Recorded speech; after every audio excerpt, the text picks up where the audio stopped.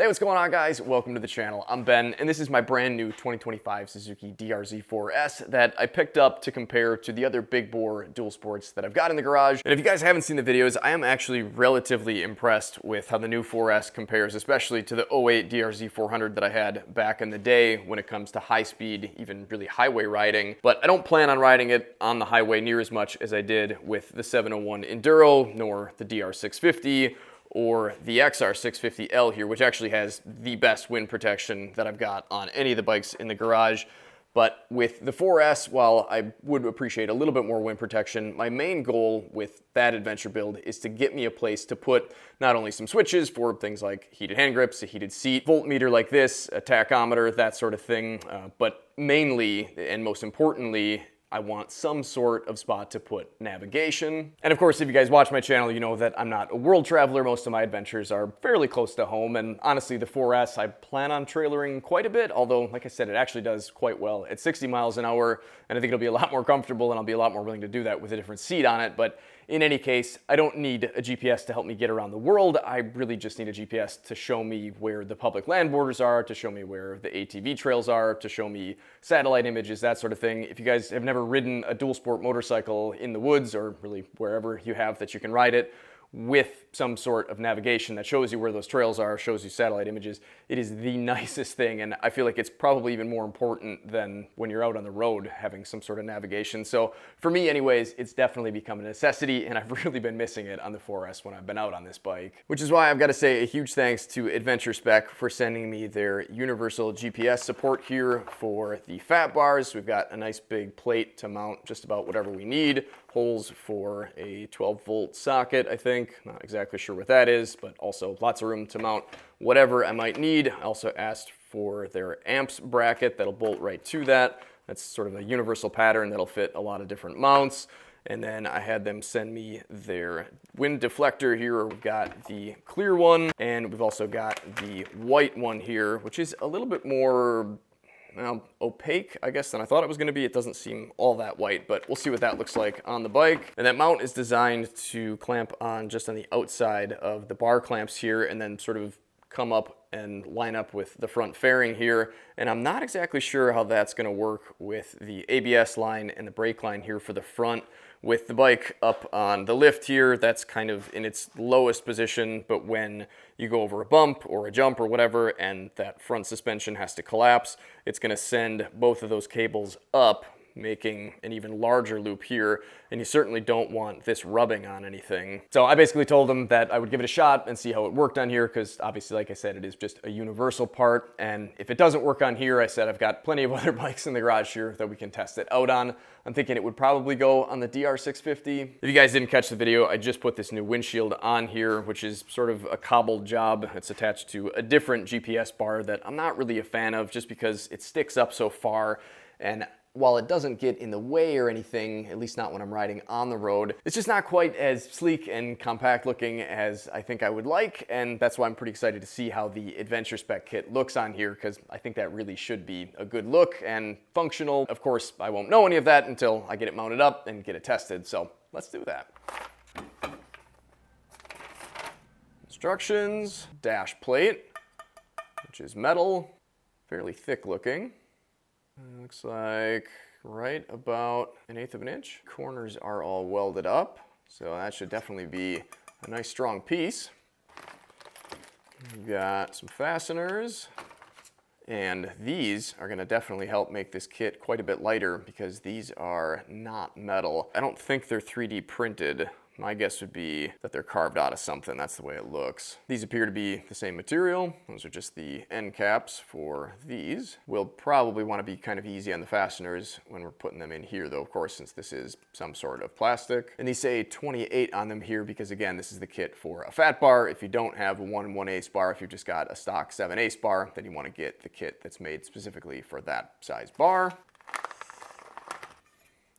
Again, I think this is a fairly universal hole pattern. If you're interested, it looks like they are about 1.2 center to center.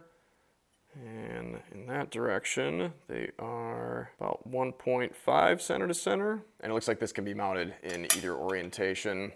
But of course, we could drill whatever holes we wanted in here. some fasteners, nice short ones to mount this.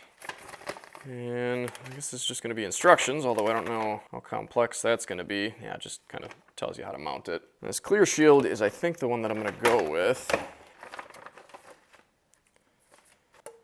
That's actually fairly thick too.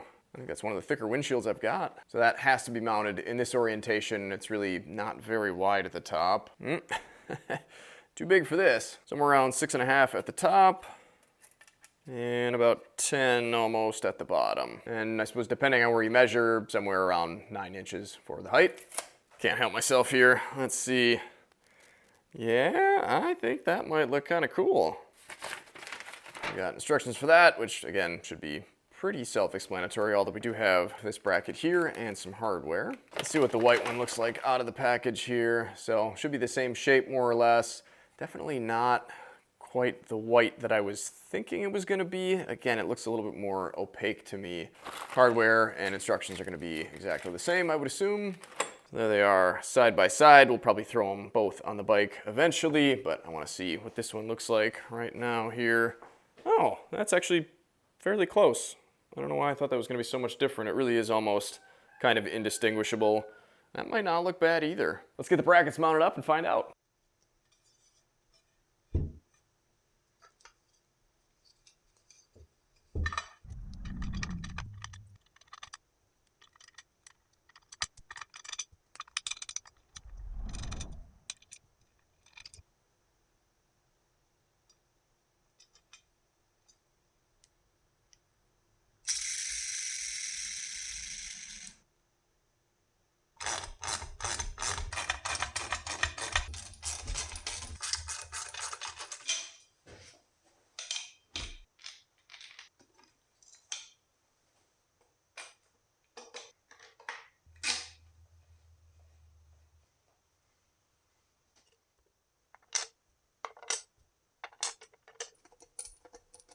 Well, the good news is it doesn't interfere with the brake line or the ABS cable, but the bad news is it sits back about, well, maybe 4 or 5 inches further than I would like it to. I was envisioning it coming over this cable and sitting kind of like I showed before, like that, or somewhere in that neighborhood. And of course we could kind of pull this thing forward, but obviously that's not really what we want.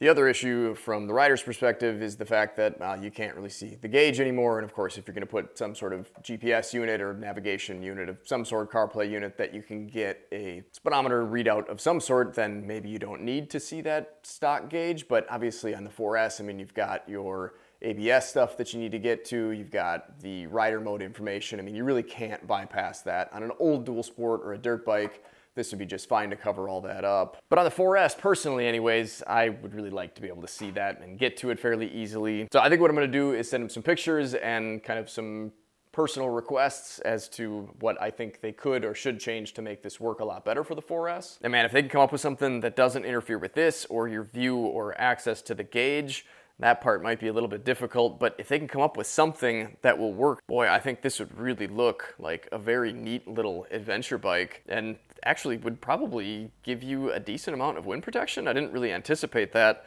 That certainly does stick up a little bit, and I suppose it'll be interesting to see if that'll be in the way, if I don't knock my bike off the stand here. Yeah, so where it is, I mean, that's definitely a guillotine risk, I think, and if I move that 6 inches forward, that's probably, I mean, still gonna be a risk, a little bit less of one. This is really, I think, a lot closer than I would like it, but man, I mean, if they could move these brackets up and over and put this shield out here, boy, that is gonna be a really, really slick setup for this. So I've got this on the DR650 now, and we've got kind of the same thing going on as we did on the DRZ4S.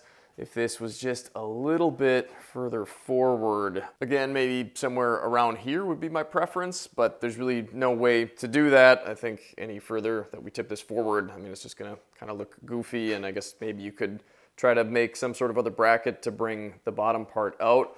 But the main issue that I see with this bike is that we're gonna have our brake line bumping into this, like so. Yeah, that does not look healthy.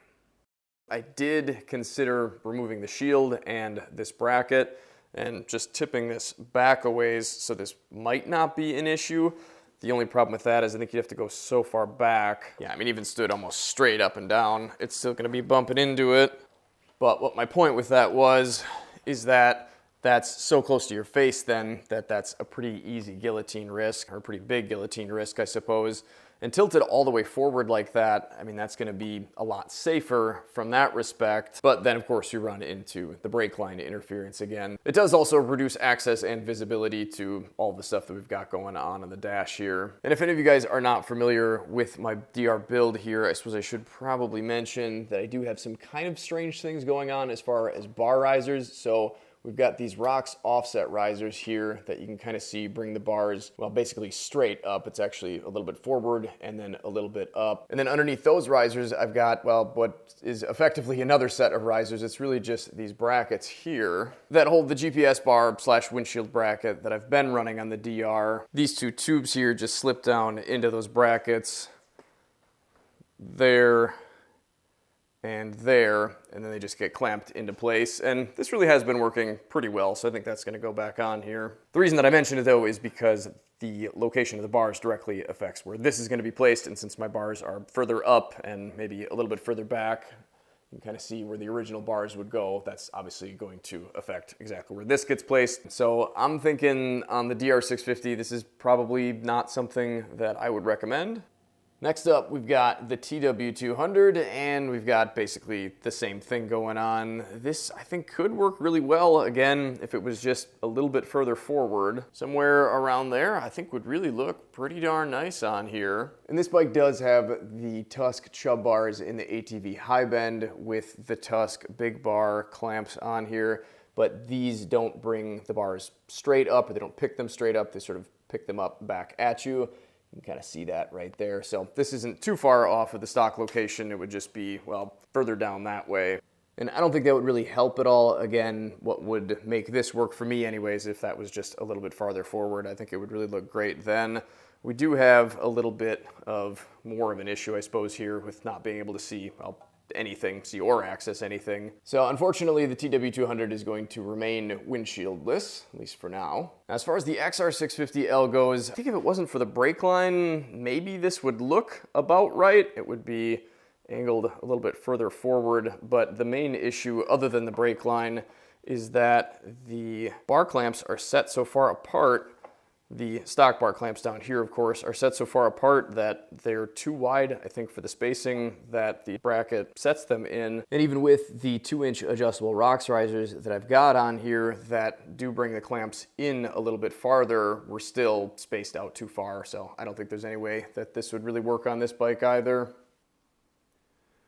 Well, it's now midwinter, and I've spent the last couple of months trying to figure out a way to make this work on the last bike that I was going to try it on here, the Husqvarna 7.1 Enduro. Unfortunately, due to some of the issues that I'll show you in a minute here, I am not going to be running it on this bike, nor would I recommend it for this machine, nor any other machine that is going to have a similar design to this one. There are a lot of things that I do really like about this kit, though, mainly that it's so light and easy to install and fairly simple. It gives you an awesome spot to mount some sort of navigation that's just a few inches below your normal line of sight when you're riding, so you don't have to look way down into your lap to see your speed. One thing I suppose that is worth mentioning though with that, much like the other bikes, this does sort of block the, well, access to any of this, the buttons or anything in there. Also blocks your view of the little ABS button / indicator there. Also makes it a little bit hard to see your indicators on this side. And of course, you might be able to relocate some of that stuff, maybe even the dash. Again, that would require some more heavier modifications. And I'm not a huge fan of the aesthetic of it. I did actually modify the angle of it a bit to make it look a little bit more natural to me on here. I stuck the top into a vise and bent it back. Otherwise, it was tilted so far forward that it looked kind of goofy to me. That did, of course, kick the bottom part out a ways, which means that there's a lot more distance between the spot where the support bracket bolts from the front here to the back plate. And even without the bracket, this does actually seem relatively sturdy on there. Of course, it would be better to have the bracket. And I was actually able to use both the bracket from the clear windshield and the one from the white windshield here to span the distance between those 2 points. And I think that would actually work out fairly well, other than the fact that it made the main issue here, and the reason that I won't be running this and won't be recommending it,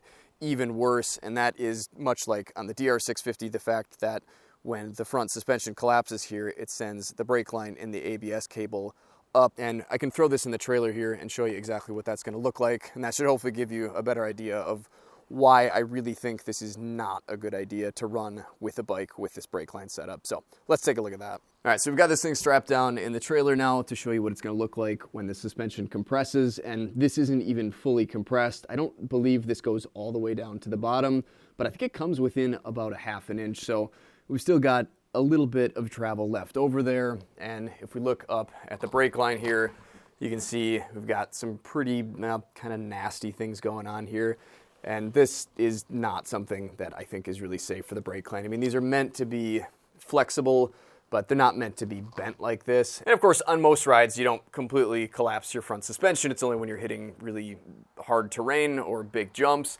But even still, I think this is just something that's a risk that's not worth taking. If you were to reroute the brake lines, or maybe get some brake lines that would actually come over the top of this, maybe you could make it work. And I think if you're looking at doing something like this, especially if you're going to be relocating any of the stuff on your dash, I think it might be something that is worth looking into. I don't think it would be all that difficult to get the brake lines to come over the top. Of course, then there's still going to be possibly rubbing on here. The other thing that I think is worth mentioning is there are some dual sports like the TW200 and actually my dad's Super Sherpa 250 that the loop that is necessary essentially anytime the suspension is collapsing is not over the handlebars like it is on this bike and a lot of other dual sports. On those bikes, I think the loop happens somewhere down below. On a machine like that, I think this would be much easier to install. Of course, then you're still looking at issues matching the spacing of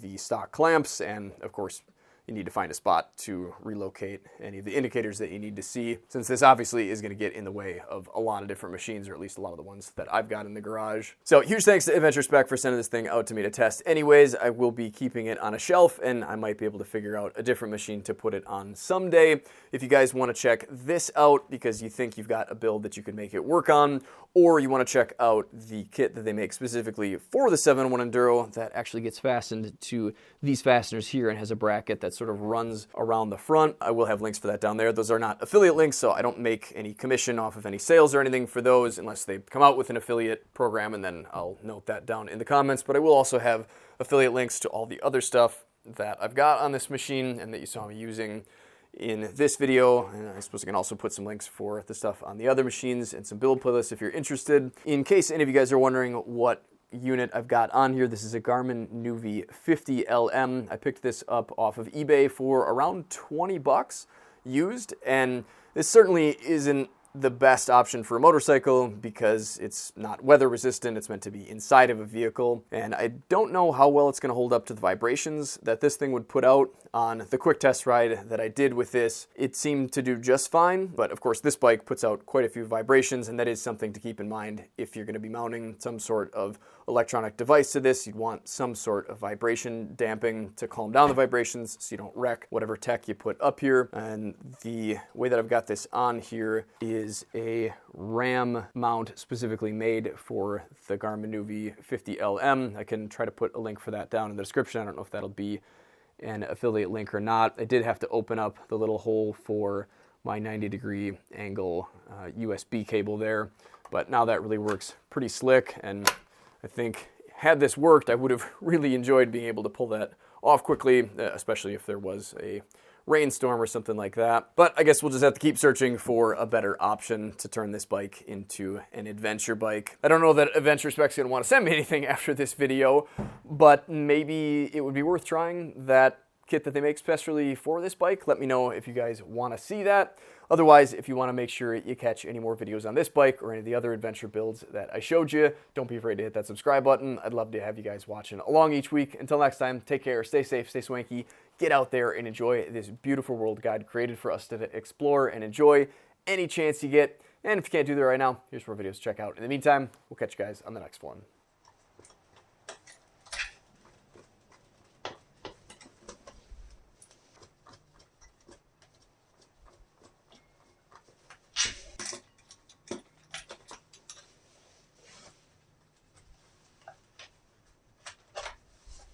There. Sorry about that, brake lines.